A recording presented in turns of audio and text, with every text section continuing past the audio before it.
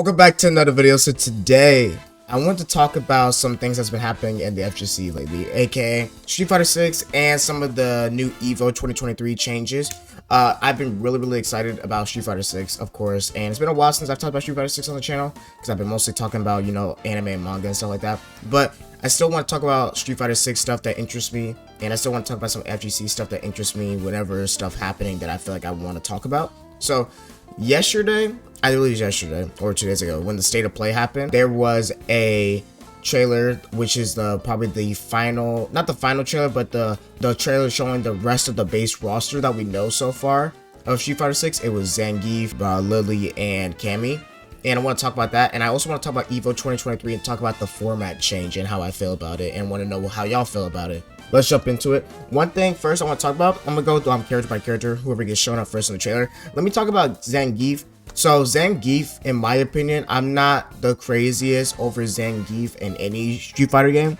I think he looks really good in this game, but I don't know yet, they haven't shown everything about Gief, but I don't know if he has his green hand in this game, and I'm kind of disappointed if they don't give Gief back his green hand, in my opinion, because I feel like sometimes Gief struggles, especially in 5, and I'm worried that in Street Fighter 6 he's also gonna struggle to get in a lot of the time, especially against certain matchups. Some of the stuff he has is cool. Like, I like how he still has the air SPD. Gief still has he has some new combos, especially with that stomp, and then also he can combo with his, I think that's his medium punch, that slap. It looks like he can combo that more.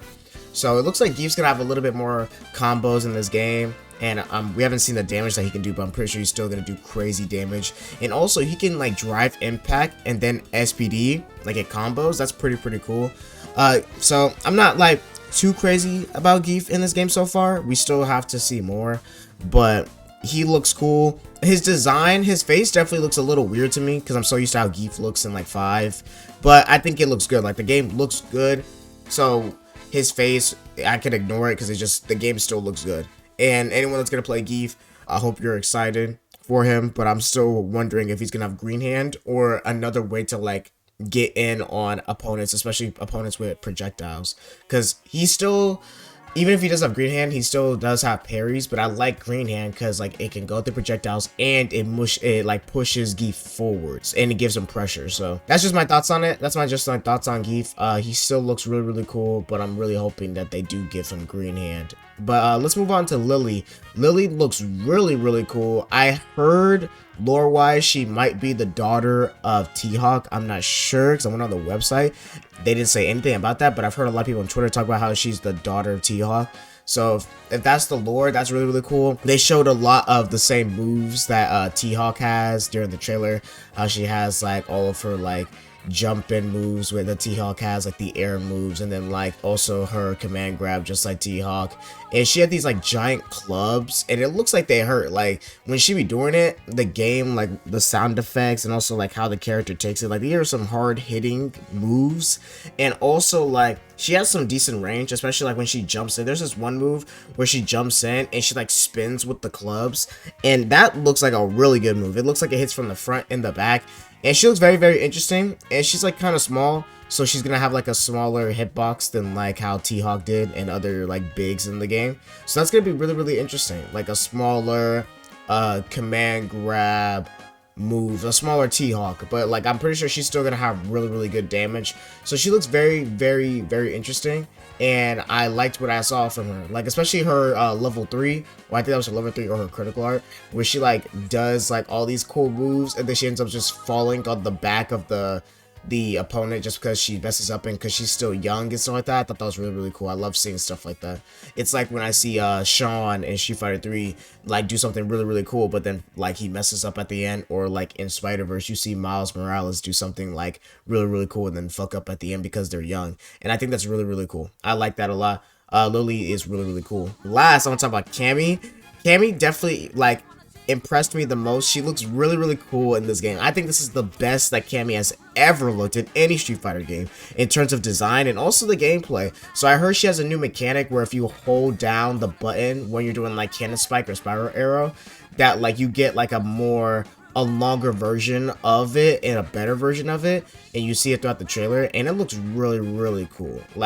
and she just looks the best that she's ever looked in this game, especially with her where is this? Iris, a cannon spike, and spiral arrow. I'm thinking of the move where it's like where she jumps into the air and like you can like do like a cannon spike or a spiral arrow, or you can do a command grab, and I forgot what it's called. I'm gonna probably put the name on the screen, but that move is really sick, and I'm glad that they have it in this game, and it looks like really unique. And she still has like her V skill 1 move from Street Fighter 5 in this game. That looks really cool. She looks great. She definitely is like the star of this trailer in my opinion, and I also can't wait to read more of the lore stuff that's going to be happening with her. So I'm very excited about that. Cammy looks sick, and this trailer, I was surprised that we got this trailer, especially during the state of play, because they announced during Capcom Cup that we wasn't going to get a Street Fighter 6 trailer, and yet we got this trailer literally not even a week later. So that was pretty interesting. This is not the last trailer, I believe, for this game until June. Like, it's literally February. So, like, we still don't know. Like, we all think that this is, like, the base roster, which it most likely is. But there's a chance that we could get more characters announced, because there's still characters on the leaked roster that hasn't been announced yet that is most likely going to be DLC. But there's still, like, there's still a chance that before June happens, one of those characters could be on the base roster. We just don't know yet. So for now, this is what we have as the base roster. I think it has only 2 more characters more than Street Fighter 5, but this roster just feels better than Street Fighter 5. It feels more unique. It feels like characters can do a lot more. It feels like characters are way more different than each other, and I feel like this is probably one of the best base rosters we've had in a while, even better than Street Fighter 4, Street Fighter 3, Street Fighter 5. Like, it feels like everyone's super unique, and it feels like everyone, even though there's only 18 characters, it feels like every character in this game has so much tech and so much moves that it feels like you have to spend a lot of time just learning these characters, which is really good. That's very unique, and I'm happy that that's how these characters are, and I don't mind that there's not like 30 characters in this game. I don't want to spoil anyone that hasn't like seen the full roster leak, so I'm not going to talk about it, but maybe if y'all want to see another video on it, I'll talk about it. So there's 2 more things I want to talk about. Also, in May, I believe, there's going to be a Street Fighter 6 comic made by Udon. I plan on getting it and covering it on the channel if y'all would like to see that. It should be like talking about like 80 story beats that happens before the main story of Street Fighter 6, so I'm very interested about that. So if y'all want to see that, let me know. And then now the last thing we're going to talk about for this video, let's talk about the EVO 2023 format change. So if you don't know, first off, the games that are going to be at EVO this year are Street Fighter 6, Guilty Gear Strive, Mortal Kombat 11 Ultimate, Tekken 7, King of Fighters 15, Melty Blood, Type Lumina, Dragon Ball FighterZ, and Ultimate Marvel vs. Capcom 3. I want to say right now, I like this list a lot. DNF Duel got kind of shafted, like all the way, but you know, Street Fighter 6 was going to be there. I like watching Guilty Gear Strive. Dragon Ball FighterZ being there is really cool still. I still love watching Dragon Ball FighterZ. It's probably my most liked. My top 3 games I love watching competitively are Dragon Ball FighterZ, Street Fighter 4, and Ultimate Marvel vs. Capcom 3. Those games are the funnest games to watch being played in a high level. And Tekken 7. So I'm really happy that Dragon Ball FighterZ is there, and Tekken 7, because these are probably going to be the last years for Dragon Ball FighterZ and Tekken 7 and Mortal Kombat 11. I'm not the biggest fan of Mortal Kombat 11, but we all know that Mortal Kombat 12 is getting announced sometime this year and is coming out sometime this year. So this is definitely the last time we'll see Mortal Kombat 11 Ultimate. And I think it deserves like a good send-off, like a final send-off for all the Mortal Kombat 11 fans and stuff like that. And you know, KO15 was going to be there. I'm surprised Melty Blood is there over DNF Duel. I thought both of them were going to be there, but I'm not. I'm surprised. I'm surprised that Melty Blood is there and not DNF Duel, because I thought DNF Duel was a little bit more popular than Melty Blood, but I guess not. So Melty Blood's not going to be there. This makes me wonder what's going to be there next year, since Dragon Ball FighterZ is probably not going to be there, Tekken 7 is not going to be there, Mortal Kombat 11 Ultimate's not going to be there.